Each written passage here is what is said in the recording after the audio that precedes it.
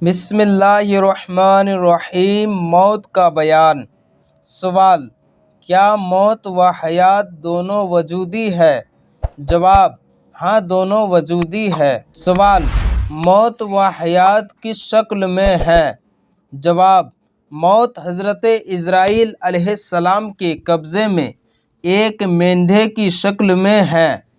جس کے پاس سے گزرتا ہے وہ مر جاتا ہے، اور حیات حضرت جبرائیل علیہ السلام کی ایک سواری میں ایک گھوڑی کی شکل میں ہے۔ جس بے جان کے پاس سے گزرتی ہے وہ زندہ ہو جاتا ہے۔ سوال: کیا موت کو بھی موت ہوگی؟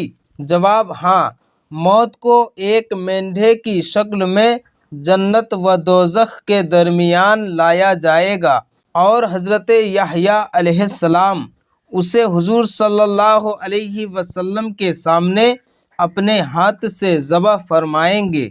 سوال: کیا انسان کی طرح فرشتوں کو بھی موت لاحق ہے؟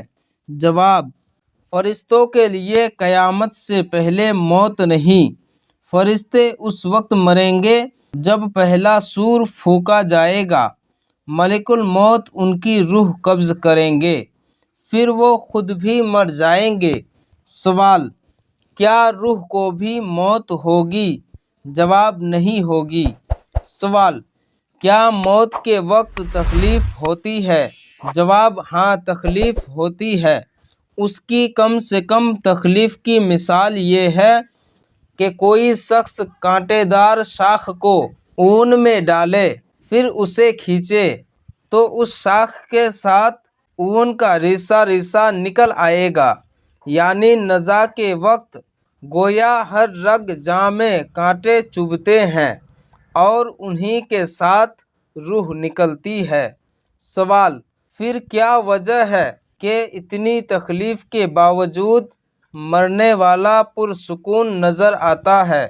جواب: فرشتے اسے مضبوطی سے باندھ دیتے ہیں، ورنہ اگر یہ بات نہ ہو تو اذیت کی وجہ سے وہ اپنے قریب والوں کو تلوار لے کر مارنے لگے۔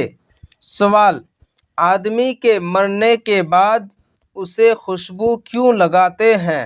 جواب: ایک روایت میں ہے کہ جب حضرت عزرائیل علیہ السلام حضرت آدم کی تخلیق کے لیے زمین سے مٹی اٹھا کر لے گئے تو زمین نے بارگاہ خداوندی میں شکایت کی کہ اے اللہ، مٹی اٹھانے سے تو مجھ میں کمی آ گئی۔ خدا نے جواب دیا، گھبراؤ مت، یہ جب تم میں واپس آئے گا تو پہلے سے زیادہ حسین و جمیل اور خوشبودار ہوگا۔